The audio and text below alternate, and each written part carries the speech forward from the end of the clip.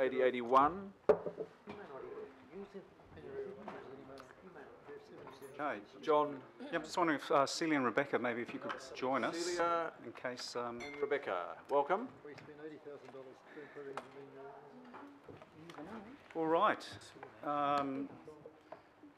So, I'm just going to recap on the Auckland Plan Development Strategy because it has a very clear link to the zoning maps in the Unitary Plan, as I'm sure you're all very well aware. So, the Auckland Plan Development Strategy clearly talked about the quality compact urban form, but it also talked about the importance of the city centre and connecting our towns, villages and neighbourhoods.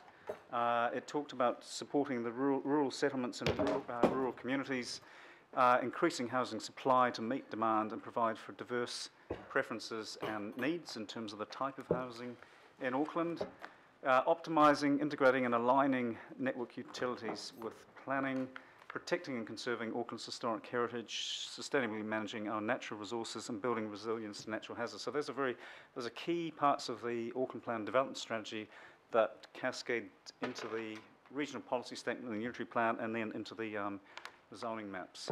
So the regional policy statement picked up on the language of a quality compact urban form with growth primarily focused within the metropolitan area 2010 by enabling higher densities within and around centres and within moderate walking distance of centres and the rapid and frequent transport network, provided they're adequately serviced by existing infrastructure or where infrastructure can be installed or efficiently upgraded and reverse sensitivity effects can be managed. But this overarching direction in terms of growth in the regional policy statement, which came from the Auckland Plan, was balanced with other parts of the regional policy statement around protecting historic heritage, historic character, natural heritage, managing risks from natural hazards, protecting major infrastructure from reverse sensitivity, and also heavy industrial areas. So that's the kind of overarching growth strategy in the RPS.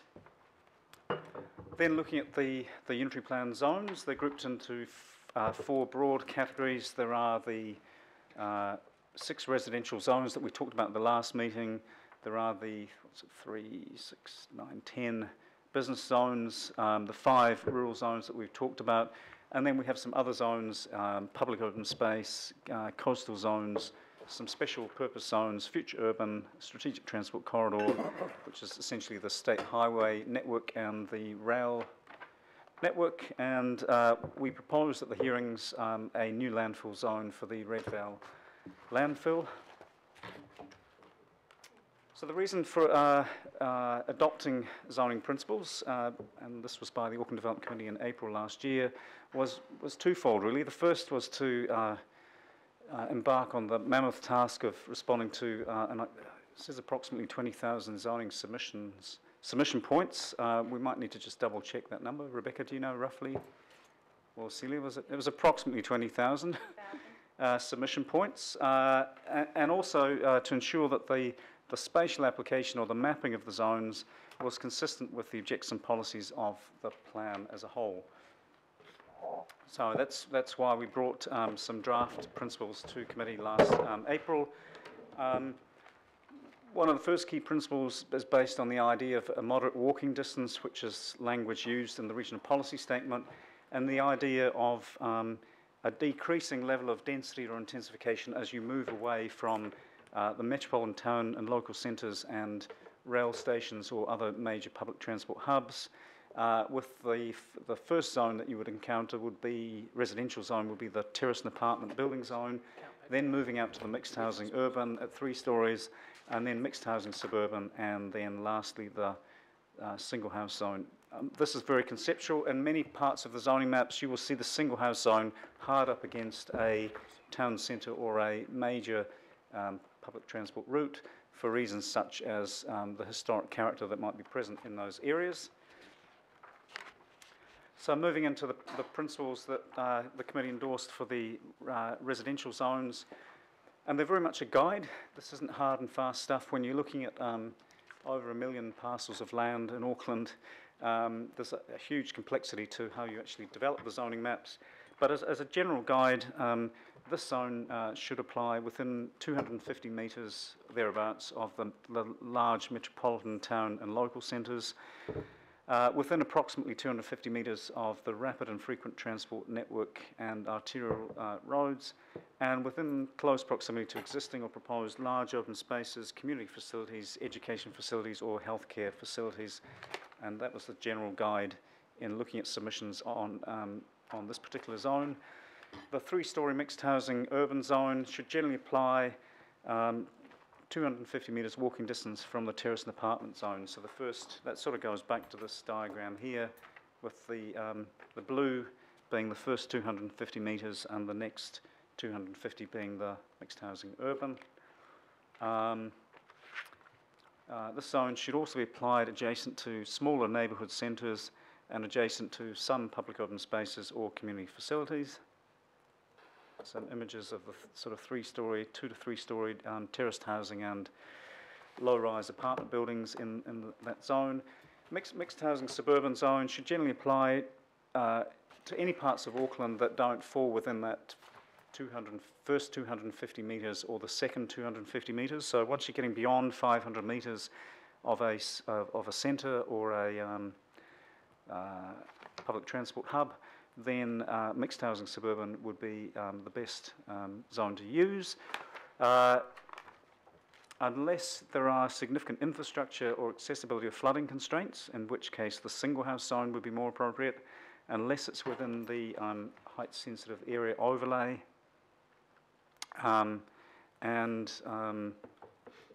Sorry, it should apply in a height sensitive area overlay, or it should apply to sites which aren't in the historic character overlay. So there are some situations where the zone wouldn't be appropriate even though it's beyond that 500 metres.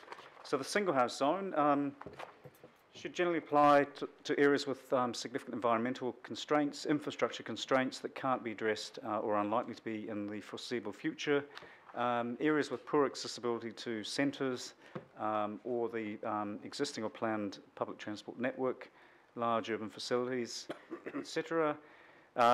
This is the zone that would be applied to places like Omaha, Matakana, where there is wastewater, reticulated wastewater in the rural parts of Auckland. It's the zone that should be applied to the special or historic character overlay within the height sensitive areas around the volcanic maunga, and within on sites that have a significant ecological area where that area is covering more than 20% of the site. It's a site with quite a large area of vegetation, indigenous vegetation, and with significant flooding risk.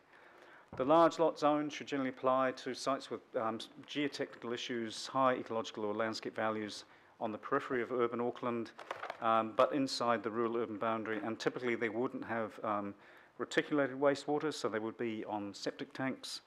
And lastly, the rural and coastal settlement zone, rural parts of Auckland that are settlements, but they don't have wastewater servicing, for example, Kopakoppa and Waitoki.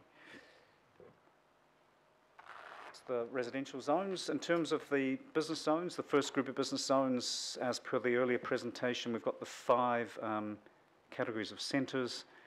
They should be selected generally according to the Auckland plan, so a lot of work was done through the Auckland plan to define those 5 categories of centres and list them. And there's some guidance, because we had a lot of submissions asking for an expansion of centres, and so there's some guidance in the regional policy statement to guide where that might be appropriate.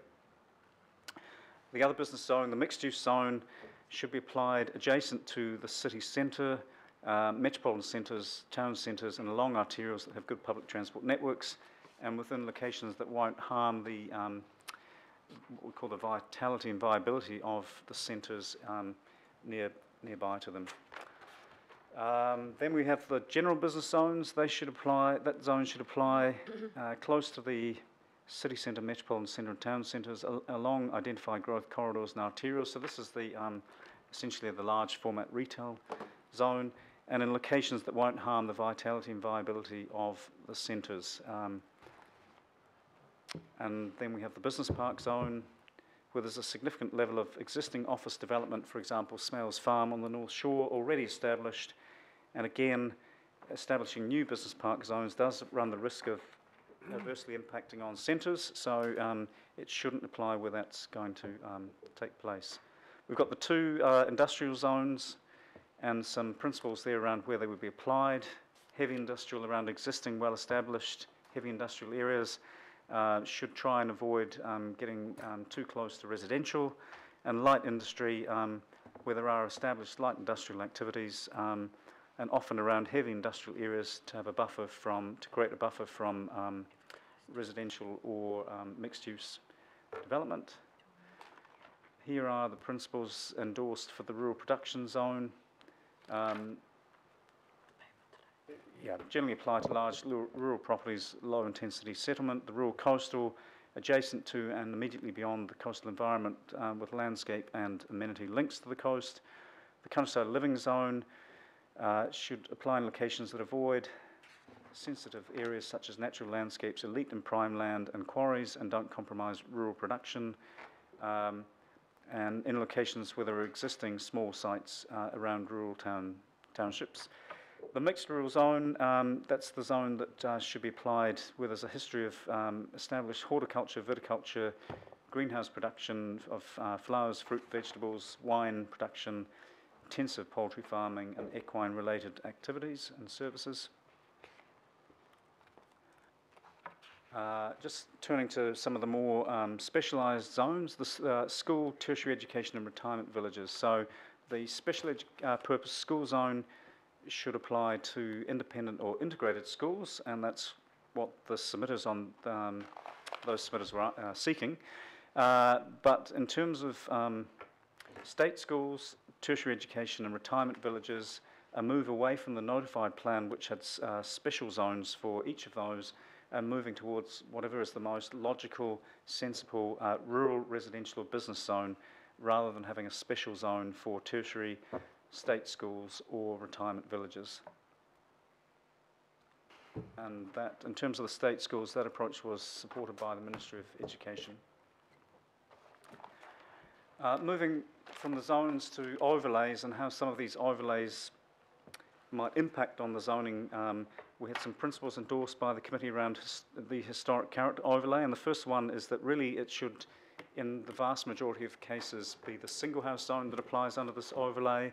The second two bullet points there are just indicating that there might be some situations where mixed housing suburban would be appropriate, but there would have to be an extensive survey to identify those areas. In terms of pre-1944, we had a bit of a change of approach with this principle. So in the notified plan, there was no relationship between the 44 overlay and zoning. You'll see all sorts of zones sitting under the 1944 overlay. There was no link at all. The Council's approach for the hearings was to adopt a principle of applying the single house zone, mixed housing suburban, a centre or a mixed use zone, if that's what was in the notified plan. But if in the notified plan it was mixed housing urban or terrace and apartment buildings, then the zoning should be essentially down-zoned to mixed housing suburban. And just a couple of notes there. The areas where the Council had proposed to reduce the 1944 overlay, essentially remove it, there are no heritage reasons or constraints, so therefore there should be no zoning principle in the areas that are no longer within the Council's proposed overlay. And individual sites within the overlay are potential heritage sites, but they should not influence the zoning. So we have many heritage buildings in Auckland on the schedule, and the zoning is independent of that overlay where it's an individual site. SEAs, where a site has more than 20% SEA cover, it should either be the single house or the large lot zone. In urban areas, obviously in rural areas, it should be the most logical rural zone. Other residential zones would be appropriate if the overlay covers less than 20% of the site.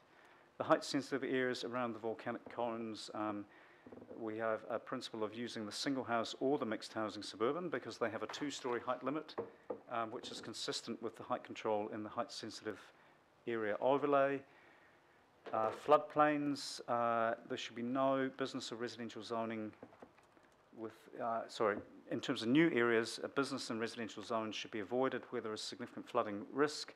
Within existing urban areas, there was a very detailed set of principles developed by the stormwater team around zoning within flooding areas, and those principles were endorsed by the committee last April,